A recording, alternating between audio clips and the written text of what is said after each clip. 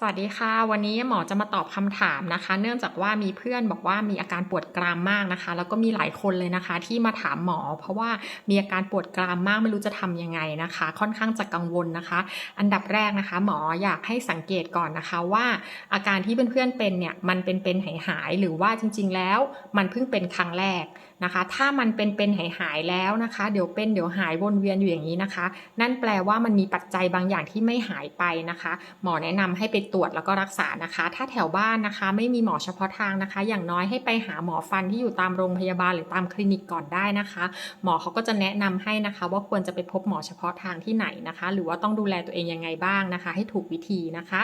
แต่ว่าถ้าเกิดว่าเป็นครั้งแรกนะคะไม่เคยเป็นมาก่อนนะคะหมอแนะนำว่าให้เพื่อนๆหาสาเหตุนะคะว่าอาการที่เป็นครั้งแรกเนี่ยเกิดจากอะไรอย่างเช่นไปอ้าปากทำฟันนานๆนะคะเผลอหาวอ้าปากกว้างนะคะหรือว่าหัวเราะเสียงดังหรือว่าไปกินอะไรแข็งๆเหนียวๆมานะคะหรือว่าเคี้ยวผิดจังหวะนะคะถ้าเกิดว่าเป็นอย่างนั้นนะคะเพื่อนๆไม่ต้องกังวลนะคะดูแลตัวเองอย่างที่หมอเคยแนะนำไปนะคะอย่างเช่นถ้าเจ็บวันแรกๆนะคะก็ให้ประคบเย็นบริเวณที่เจ็บนะคะหรือว่าถ้าหลังจาก3วันแรกแล้วนะคะก็ให้เปลี่ยนเป็นประคบอุ่นนะคะแล้วก็ไม่หลีกเลี่ยงการเคี้ยวข้างใดข้างหนึ่งนะคะพยายามเคี้ยวอาหาร2ข้างสลับไปมานะคะไม่แทะอาหารฟันหน้านะคะแล้วก็ใช้ขานไกให้น้อยลงนะคะพยายามเคี้ยวของที่อ่อนลงอะไรที่เคี้ยวแล้วเจ็บให้หยุดก่อนนะคะก็เคี้ยวอาหารที่ชิ้นเล็กๆนิ่มๆไม่เหนียวไม่แข็งนะคะดูแลตัวเองก่อนนะคะแล้วก็อาจจะทานยาแก้ปวดได้นะคะทานพวกพาราก็ได้นะคะถ้าเกิดว่าลองดูแลตัวเองแล้วมันควรจะอาการเบาลงเรื่อยๆนะคะ